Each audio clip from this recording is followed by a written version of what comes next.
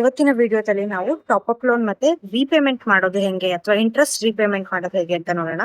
Open ಪ್ಲೇಜಸ್ಗೆ ಬಂದ್ಬಿಟ್ಟು ಅಲ್ಲಿ actions ಮೇಲೆ ಕ್ಲಿಕ್ ಮಾಡಿದ್ರೆ ನಿಮಗೆ ಎಲ್ಲ ಆಪ್ಷನ್ಸ್ ಕಾಣುತ್ತೆ. ಇದರಲ್ಲಿ ನೀವು ರೀಪೇ ಇಂಟ್ರೆಸ್ಟ್ ಆಪ್ಷನ್ ನ ಕ್ಲಿಕ್ ಮಾಡ್ಕೊಂಡು ಅಲ್ಲಿ ಅಮೌಂಟ್ ಎಂಟರ್ ಮಾಡಿ ಸಬ್ಮಿಟ್ ಮಾಡಿದ್ವಿ ಅಂತ ಅಂದ್ರೆ ಅಲ್ಲಿಗೆ ಇಂಟ್ರೆಸ್ಟ್ ಪೇಮೆಂಟ್ ಆಗಿರುತ್ತೆ. ಅದಾದ್ಮೇಲಿಂದ ನಮಗೆ ಒಂದು ರೆಸಿಪ್ಟ್ ಬರುತ್ತೆ. ಅದರಲ್ಲಿ ನಾವು ಪ್ರಿನ್ಸಿಪಲ್ ಅಮೌಂಟ್ ಎಷ್ಟು ಕೊಟ್ಟಿದೀವಿ ಹಾಗೇನೆ ಇಂಟ್ರೆಸ್ಟ್ ಅಮೌಂಟ್ ಎಷ್ಟು ಪೇ ಮಾಡಿದೀವಿ ಮತ್ತೆ ಬ್ಯಾಲೆನ್ಸ್ ಎಷ್ಟಿದೆ ಅಂತ ಇದರಲ್ಲಿ ನೋಡ್ಬೋದು. ಈ ರೆಸಿಪ್ಟ್ ನ ನಾವು ಪ್ರಿಂಟ್ ಮಾಡ್ಬೋದು. ನೆಕ್ಸ್ಟ್ ಬಂದ್ಬಿಟ್ಟು ಟಾಪ್ ಅಪ್ ಲೋನ್ ಹೇಗ್ ಮಾಡೋದು ನೋಡೋಣ. ಇಲ್ಲಿ ಟಾಪ್ ಅಪ್ ಲೋನ್ ಅಂತ ಒಂದು ಆಪ್ಷನ್ ಇರುತ್ತೆ, ಅದನ್ನ ಕ್ಲಿಕ್ ಮಾಡ್ಕೋಬೇಕು. ಅದಾದ್ಮೇಲಿಂದ ನಿಮ್ಗೆ ಇಲ್ಲಿ ಎಷ್ಟು ಅಮೌಂಟ್ ನ ನೀವು ಇರೋ ಪ್ಲೇಟ್ ಜೊತೆಗೆ ಆಡ್ ಮಾಡ್ಬೇಕಂತ ಒಂದು ಆಪ್ಷನ್ ಇರುತ್ತೆ. ಆಮೇಲಿಂದ ಅದು ಪೇಮೆಂಟ್ ಮೋಡ್ ಯಾವುದು ಅಂತ ಸೆಲೆಕ್ಟ್ ಮಾಡಬೇಕು. ವಿತ್ KYC ಮಾಡ್ಬೋದು, ವಿತೌಟ್ KYC ಮಾಡ್ಬೋದು. ಹಾಗೇನೆ ನೀವು ಇರೋ ಎಕ್ಸಿಸ್ಟಿಂಗ್ ಲೋನ್ ಕಂಟಿನ್ಯೂ ಮಾಡ್ಬೋದು ಅಥವಾ ಅದನ್ನೇ ಹೊಸ ಲೋನ್ ಆಗಿ ಕೂಡ ಕಂಟಿನ್ಯೂ ಮಾಡ್ಬೋದು. ಸಬ್ಮಿಟ್ ಮಾಡಿದ್ಮೇಲೆ ನಿಮ್ಗೆ ಅಮೌಂಟ್ ಟಾಪ್ ಅಪ್ ಆಗಿರುತ್ತೆ.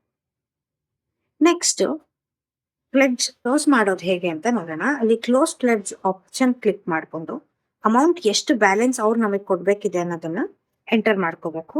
ಎಂಟರ್ ಮಾಡ್ಕೊಂಡ್ಮೇಲೆ ಪೇಮೆಂಟ್ ಮೋಡ್ ನ ಚೂಸ್ ಮಾಡ್ಬೇಕಾಗತ್ತೆ. ಪೇಮೆಂಟ್ ಮೋಡ್ ಚೂಸ್ ಮಾಡಿದ್ಮೇಲೆ ನಿಮ್ಗೆ ಏನಾದ್ರು ಡಿಸ್ಕೌಂಟ್ ಕೊಡ್ಬೇಕು ಅಂತಂದ್ರೆ ಡಿಸ್ಕೌಂಟ್ ಕೂಡ ಕೊಡ್ಬೋದು. ಆಮೇಲೆ proceed with KYC or without KYC ಕೂಡ ಆಪ್ಷನ್ ಇದೆ.